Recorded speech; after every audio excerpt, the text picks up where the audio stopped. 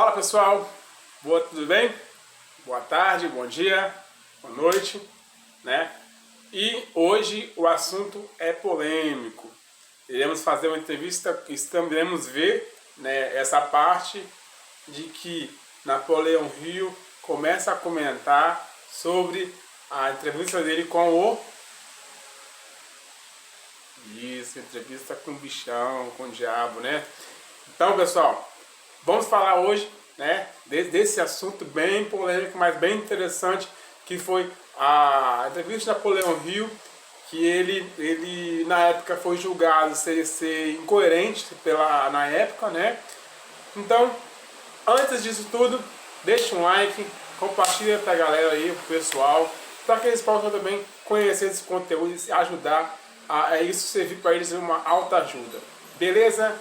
E então, antes de mais nada, dê um like, compartilhe. Beleza? Então, chama a vinheta.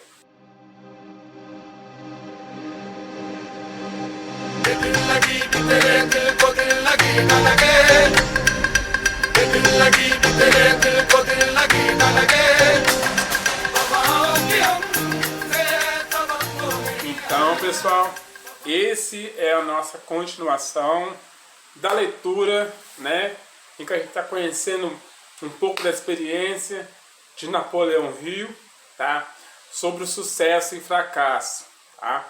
Então, até agora a gente conheceu a vida de Napoleão Hill e agora vamos compreender também um pouco do acompanhamento dele em uma entrevista para ele entender como que ele pode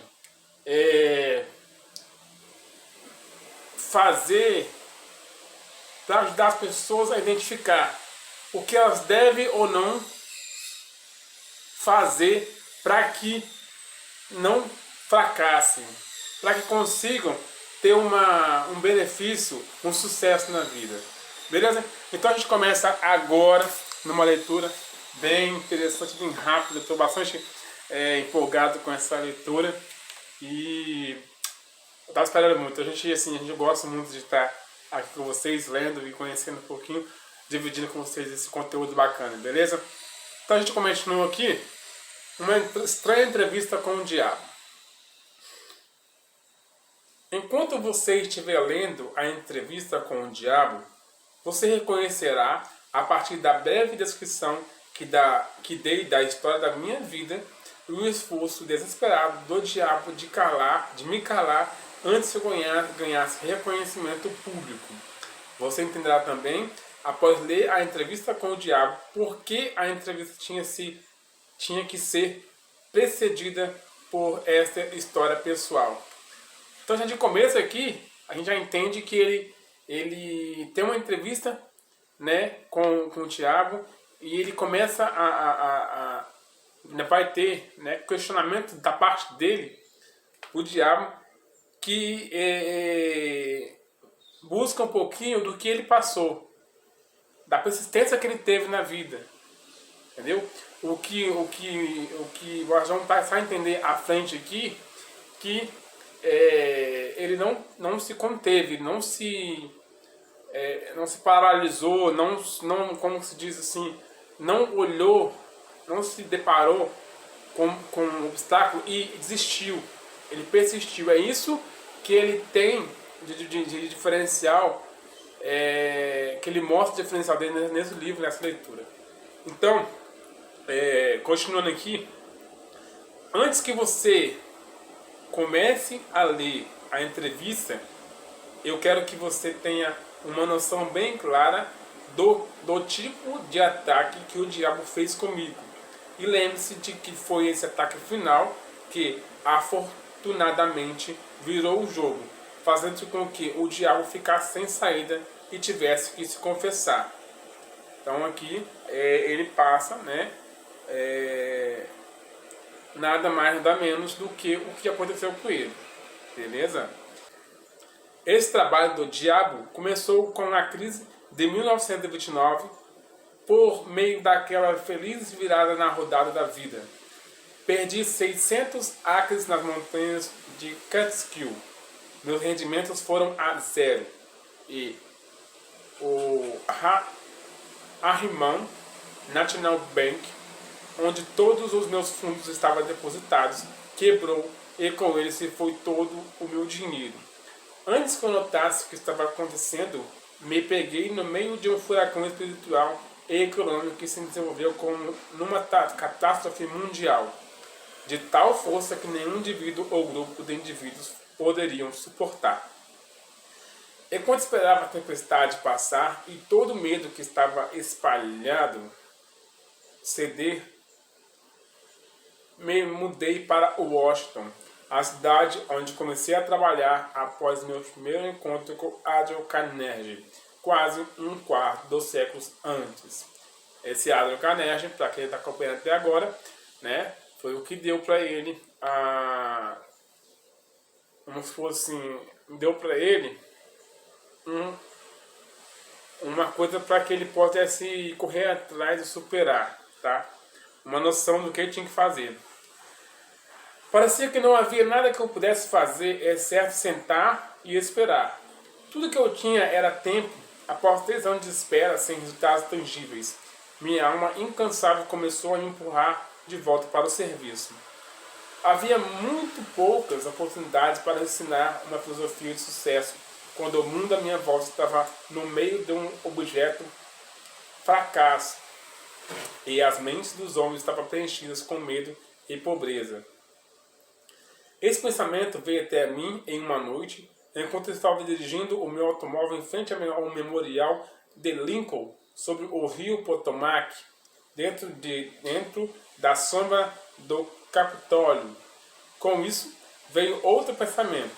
O mundo havia experimentado uma crise sem precedentes, sobre o qual nenhum ser humano tinha o menor controle. Parece com os dias de hoje, né? Parece com que a gente está passando hoje e a gente, por mais que os cientistas estão correndo atrás, eles não estão tendo controle ainda, tá? Esse coronavírus, Covid-19, o novo, né, Covid-19 que eles tanto falavam, está no mundo, tá? Os cientistas estão correndo atrás para poder combater esse vírus.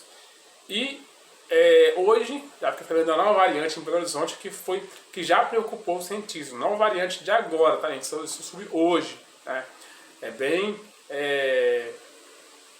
Então, assim, pouco você já soube dessa informação, mas eu já soube pela informação nas notícias, noticiários, que acho que foi encontrada uma nova variante do Covid-19, o Corona, e eles estão realmente preocupados, cientistas, e está vindo muito medo da pobreza, muito medo.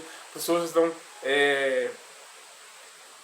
que tinham uma condição bacana, hoje elas não estão tendo como trabalhar, não tem como ter a sua renda. Então está tendo muito medo mas do homem é não poder manter a família. O homem se sente meio que fracassado, né? Então fala muito disso hoje. Esse pensamento veio até a mim em uma noite, enquanto eu estava dirigindo. Uma vez eu tinha a oportunidade de aprender se a minha filosofia era prática ou mera teoria.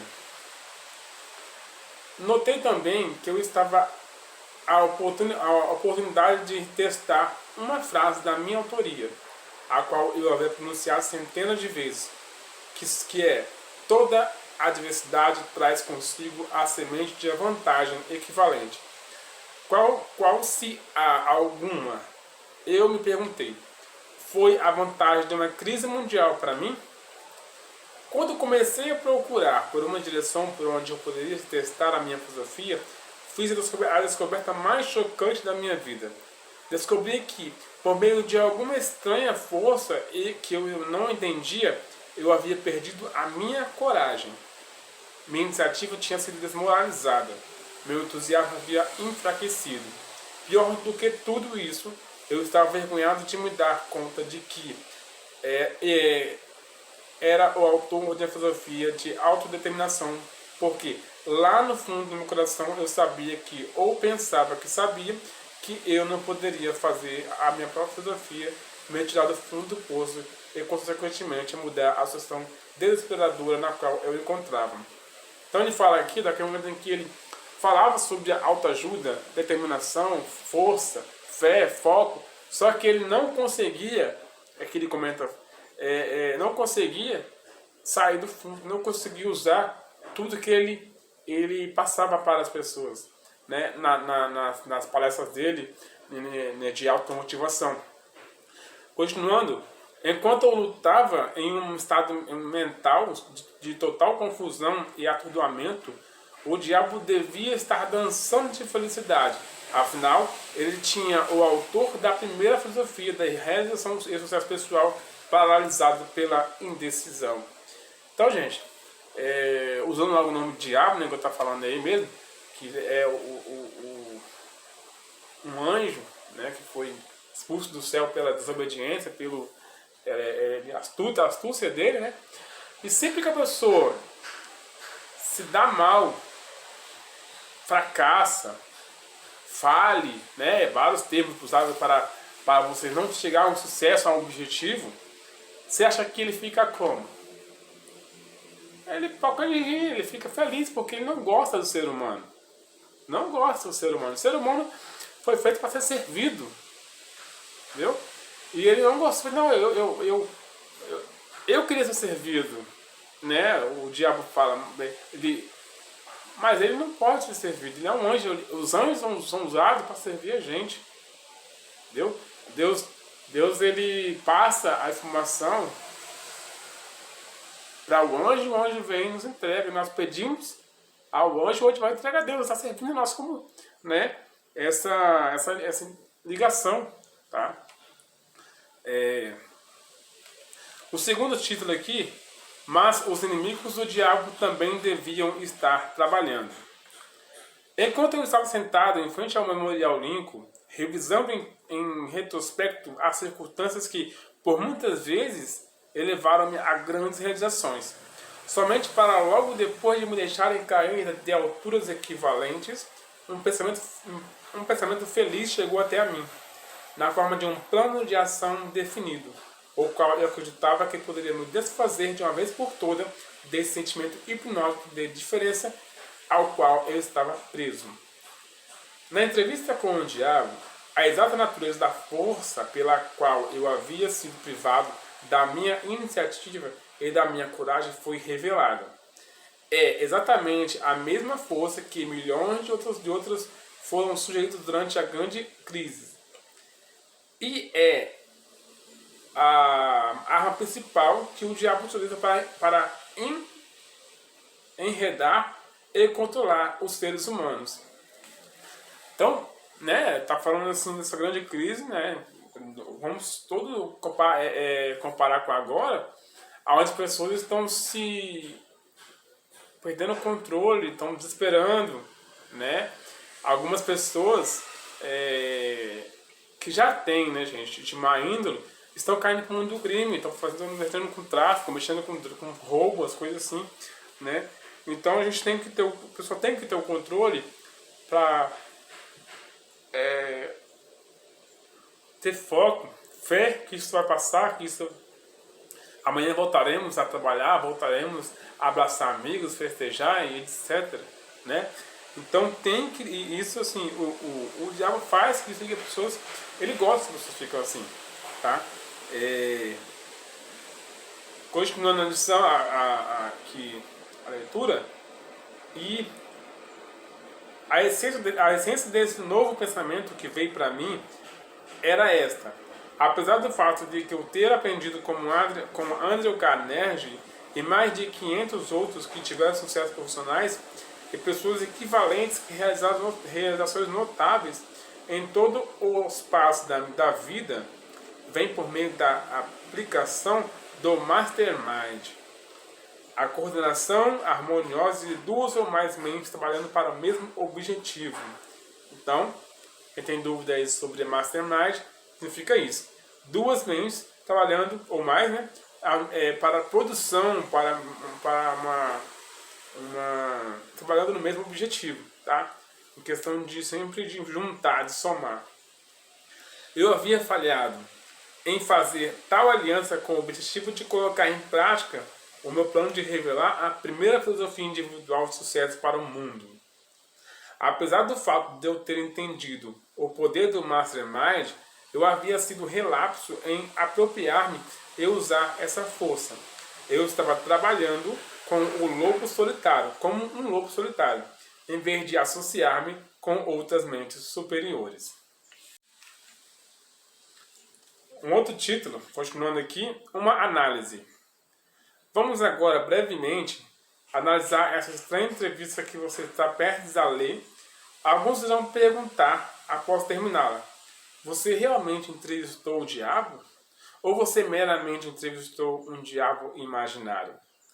Alguns talvez desejam a resposta a essa questão antes mesmo de começar a entrevista. Responderei da minha única e mais honesta maneira que poderia, dizendo que o diabo que entrevistei pode ter sido real, tanto quanto ele dizia ser, ou ele pode ter sido uma criação da minha própria imaginação. Seja lá o que ele fosse, real ou imaginário, é de muito pouca importância se comparado com a natureza e com o conteúdo de informações contidas na entrevista. Então aqui ele quer passar a nós que ele fez uma entrevista com o diabo, né? Irrelevante de ter sido da mente dele ou ser real, tá? Mas segundo ele aqui foi real, tá? A questão realmente importante é esta: a entrevista contém alguma informação que possa ser realmente útil para pessoas que estão tentando achar seu lugar no mundo. Se ela tem esse tipo de informação, não importa se está contendo a forma de um fato real ou ficção. Então, ela deve ser séria e cuidadosamente analisada por meio de uma leitura muito atenciosa. Eu não tenho a menor preocupação quanto à real fonte da informação ou quanto à real natureza do diabo, cuja história fantástica você está prestes a ler. Estou somente preocupado com o fato de que a confissão do diabo encaixa-se perfeitamente com o que eu tenho visto da vida. Acredito que a entrevista contém informações de benefícios práticos para todos aqueles que ainda não acharam a vida amigável. E a razão pela qual eu acredito nisso é que eu fiz com que o tema central desse livro me trouxesse toda a felicidade de que eu preciso, na forma que eu mais se encaixo na minha natureza. Eu tive o suficiente para ter experiências com princípios mencionados pelo diabo, de tal forma que posso assegurar que eles farão exatamente o que ele diz que farão. Isso é o suficiente para mim. Então, passo a história dessa entrevista para você, para que, seja de maneira que for, consiga extrair dela o máximo possível de dividendos em termos financeiros e pessoais. Então, até aqui, pessoal, ele vai estar fazendo entrevista com o diabo, vai estar captando muitas informações bacanas, muitas informações boas, tá? Que a gente tem que extrair a melhor parte, a melhor coisa que vai nos ajudar em alguma coisa, tá? Talvez você consiga grandes valores em termos financeiros, se você aceitar o diabo como sendo o que ele diz que é, baseando-se na mensagem para seja lá o que for que ela lhe possa trazer e que você consiga aplicar de melhor maneira possível, não se preocupando em saber que é o diabo ou se realmente ele existe. Se você quiser minha honesta opinião pessoal, segundo Napoleão Hill falando, eu acredito que o diabo é realmente quem diz ser. Agora vamos analisar a sua estranha confissão. Após forçar a sua entrada na consciência do diabo, o senhor humano começou a entrevista que o diabo não queria dar, com questões que ele não poderia deixar de responder. Então, a gente vai parar por aqui, né?